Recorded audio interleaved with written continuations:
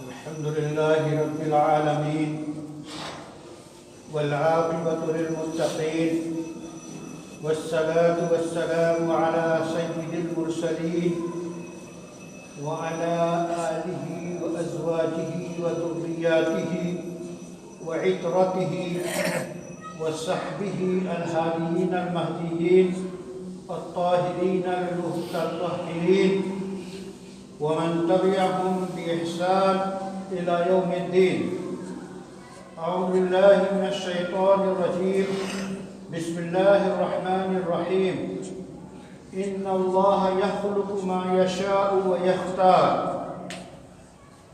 حضرات گرامی، اللہ تعالیٰ کے ارشاد کا ترجمہ ہے کہ بے شک اللہ تعالیٰ جو چاہتے ہیں پیدا کرتے ہیں اور اس میں سے جس کو چاہتے ہیں منتخب کرتے ہیں۔ اللہ تعالیٰ نے دو چیزیں پیدا کی، ایک زمان اور ایک مکان۔ زمانہ وقت، اور مکان شہر اور ملک اور جگہیں۔ اسی طرح جگہوں میں اور مکان میں اللہ تعالیٰ نے وسیع و عریض زمین بنائی۔ اس زمین میں جس کو اللہ نے منتخب کیا، سب سے پہلی چیز ہے وہ بیت اللہ۔ ان اول بیت وضع للناس للذی ببکۃ مبارکا وہدی۔ تو مکہ مکرمہ اور اس میں جو بیت اللہ الحرام کا وہ مقام اور وہ بقعہ اور وہ ٹکڑا ہے، وہ سب سے بہتر۔ تو گویا مسجدوں میں فضیلت اللہ تعالیٰ نے مسجد حرام کو دی، اس کے بعد مسجد نبوی کو دی، اس کے بعد مسجد اقصیٰ کو دی، اس کے بعد جامع مسجدوں کو دی اور مساجد کو دی۔ اللہ نے فرما دیا وَأَنَّ الْمَسَاجِدَ لِلَّهِ فَلَا تَدْعُوا مَعَ اللَّهِ أَحَدًا۔ اور بے شک ساری مسجدیں اللہ کی ہیں، مسجدوں میں اللہ ہی کی عبادت کی جائے اور کسی کی پرستش نہ کی جائے۔ تو یہ زمین کو اللہ نے پیدا کیا اور اس میں سے ان چیزوں کو منتخب کیا اور ان کے مقام کو بڑا کیا۔ اسی طرح شخصیات میں اللہ نے بے شمار انسان بنائے، اس میں سب سے افضل انسان سید الرسل امام الانبیاء محمد عربی صلی اللہ علیہ وسلم کو بنایا، سب سے افضل انسان۔ اسی طرح زمانے اور اوقات کہ ان میں مختلف زمانے ہیں۔ مہینوں میں سب سے افضل مہینہ رمضان کا بنایا اللہ، اور راتوں میں سب سے افضل رات جو ہے شب برات کو، شب قدر کو بنایا۔ اِنَّا أَنزَلْنَاهُ فِي لَيْلَةِ الْقَدْرِ۔ شب قدر جو ہے 1000 مہینے سے بہتر ہے، سب سے بہتر ہے۔ تو گویا زمان ہو کہ مکان ہو، ان میں سے بعض کو ایک دوسرے پہ اللہ نے فضیلت دی ہے اور اس کی اہمیت کو اجاگر کیا ہے۔ اسی طرح اللہ نے راتیں بنائیں، ان راتوں میں یہ شب قدر کو، قدر کی رات کو سب سے افضل بنایا۔ ایسے ہی عید کی رات کو، عید الاضحیٰ کی رات کو۔ تو یہ جو راتیں ہیں یہ اور راتوں کے مقابلے میں افضل ہیں۔ انہی راتوں میں جن کو اللہ نے افضل بنایا ہے اور اس کو بہتر بنایا ہے اور راتوں کے مقابلے میں، ایک رات کا شمار شعبان کے مہینے میں 15ویں رات کا ہوتا ہے، یعنی 14 شعبان کا دن گزار کے جو رات آتی ہے وہ 15ویں رات کہلاتی ہے۔ اسے لیلۃ البراءہ کہتے ہیں، اسے لیلۃ النصف شعبان کہتے ہیں۔ یہ 15ویں رات ہے۔ ہمارا جو ماحول اور بچپنا گھرانے میں گزرا، علاقے میں گزرا، اس ماحول میں ہم نے شب برات کو جو دیکھا وہ 3 بنیادی چیزیں دیکھی۔ ایک یہ کہ رات میں عبادت کی جاتی، اور 15 شعبان کو دن میں روزہ رکھا جاتا، اور رات ہی میں کچھ لوگ قبرستان جاتے زیارت کے لیے۔ یہ 3 عمل ہم نے بچپن سے دیکھا۔ اس کے علاوہ کچھ عمل اور بھی دیکھتے تھے پاس پڑوس میں، کہ حلوہ بنانا، چاہے وہ چنے کا ہو، چاہے سوجی کا ہو، چاہے میدے کا ہو، چاہے اور فروٹس کا ہو، رنگ برنگے حلوے بنائے جاتے، اور کچھ لوگ چراغاں بھی کرتے، اور ننھے بچے جو ہیں پھلجھڑیاں چھوڑتے، پٹاخے پھوڑتے۔ یہ چیزیں بھی ہم نے دیکھی۔ اب ان میں سے شب برات کی رات کی کیا فضیلت ہے، یہ تو ہم نے بچپن میں دیکھا اور کرتے رہے۔ تو اس سلسلے میں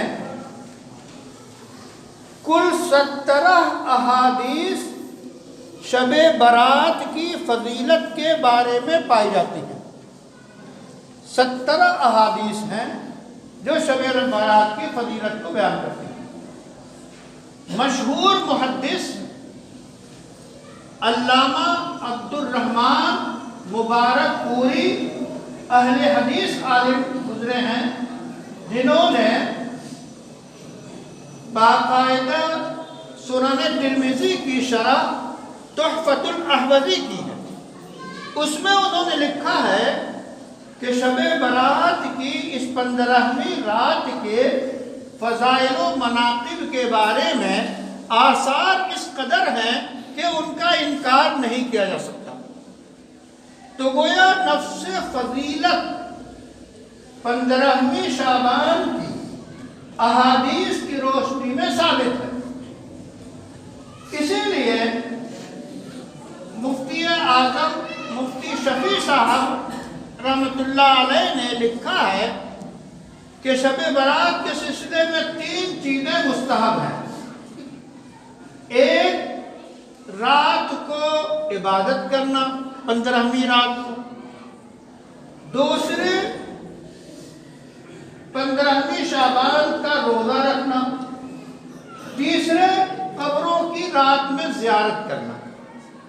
یہ 3 چیزیں مفتی شفیع صاحب نے مستحب لکھی ہیں۔ درجات ہیں، فرض ہے، واجب ہے، سنت ہے، مستحب ہے، آداب میں سے ہیں۔ یہ درجے ہیں، کیٹیگریز ہیں۔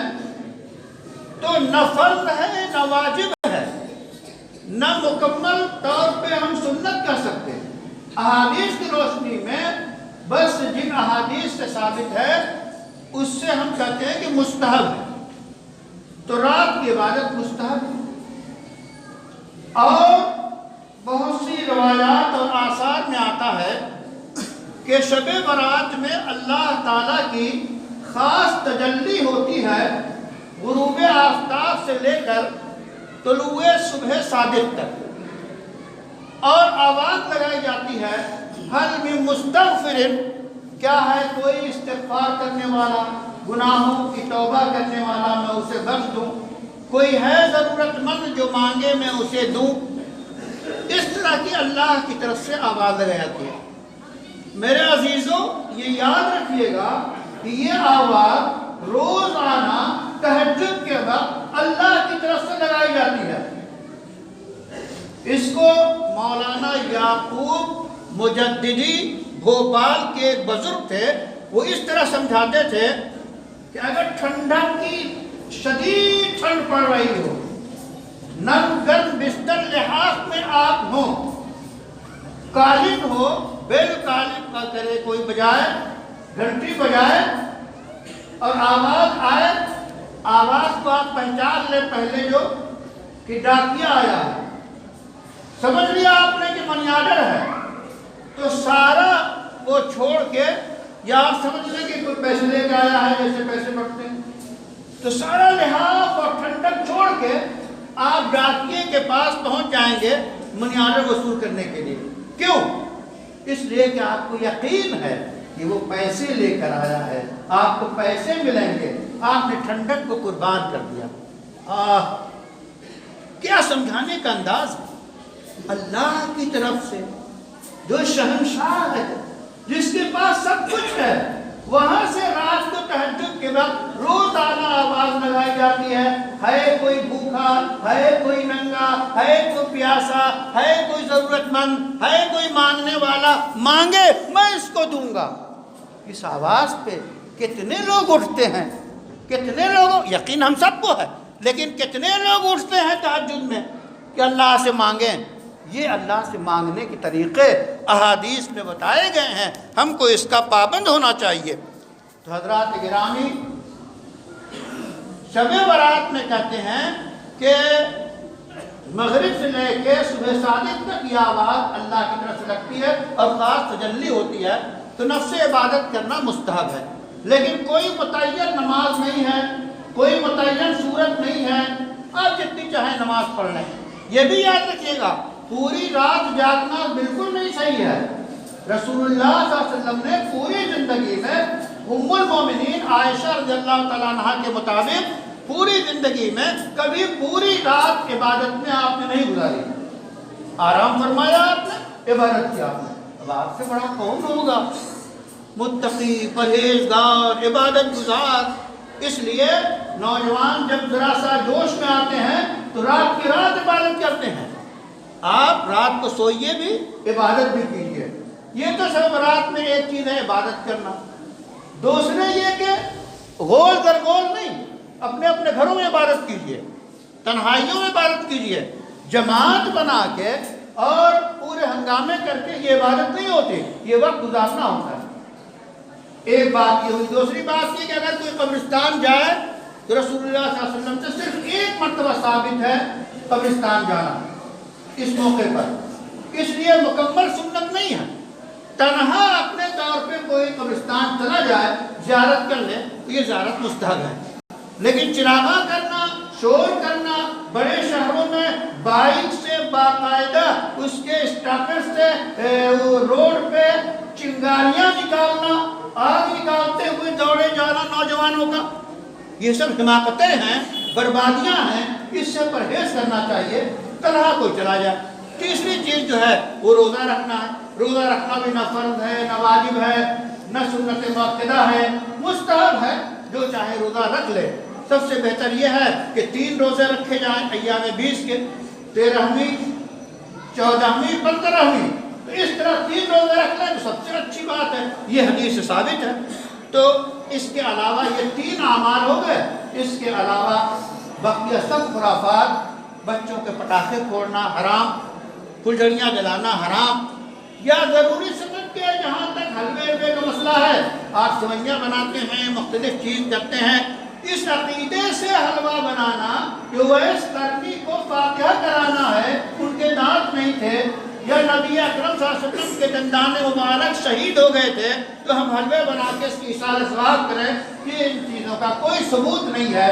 ہمیں چاہیے کہ ہم ان دنوں کو، ان راتوں کو پوری توجہ کے ساتھ اور پوری شرافت کے ساتھ اور اپنے ماحول میں پاکیزگی کے ساتھ منائیں۔ کوئی ایسا کام نہ کریں جس سے خود ہمیں تکلیف پہنچے، محلے والوں کو تکلیف پہنچے، لاؤڈ اسپیکر کا بے جا استعمال یا بار بار شور شرابہ، ان چیزوں سے پرہیز کرتے ہوئے ہم اپنی ان راتوں کو بہتر سے بہتر